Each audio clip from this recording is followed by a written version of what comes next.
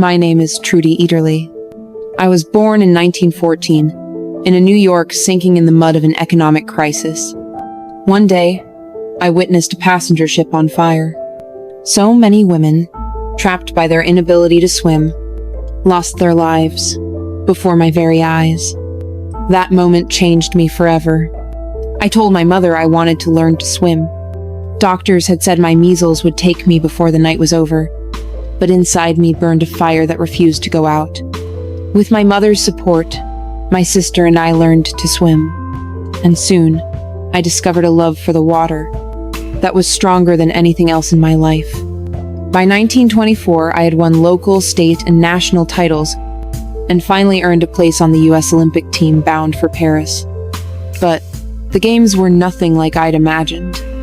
Locked away by nuns for 3 weeks, we could barely train. When my results fell short, I returned home to a chorus of doubt. My father put away my trophies, and even my sister chose marriage over the water. I felt my world collapsing. Then, a little girl ran up to me and said, "Because of you, I learned to swim. You're my hero." In that moment, the fire that almost went out inside me came roaring back to life. I decided to attempt the impossible, to swim the English Channel, something no woman had ever done. But proving myself came with a price. To earn sponsors' trust, I swam from New York to New Jersey, showing the world my resolve. I entered a male-dominated circle where even my coach, Jabez Wolf, didn't believe in me.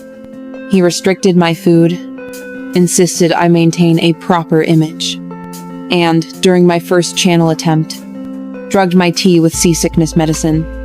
I failed. The world laughed, and yet, I refused to quit.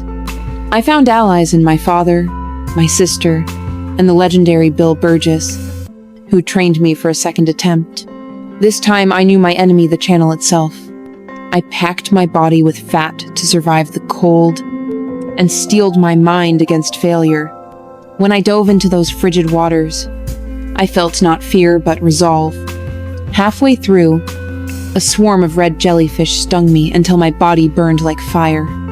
I thought about giving up, but then I saw the villagers on the far shore, lighting bonfires to guide me, tiny flames in the dark, a signal that I wasn't alone. I clenched my teeth and kept going. After 14 hours and 31 minutes, I stepped onto the French coast, a record-breaking first for any woman.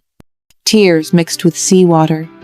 As pride and joy surged through me, I had done the impossible. I proved to the world the strength of women, and, more importantly, I became my own hero. I dedicate this journey to my family, to my mother, who gave me the courage to start, to my sister, who stood by me through every wave, to my father, my quiet protector, and to everyone who ever believed in me. This victory is yours too. So, to anyone listening, I don't give up. Somewhere beyond the waves lies your own channel. Swim it, and you'll meet a version of yourself you never knew existed.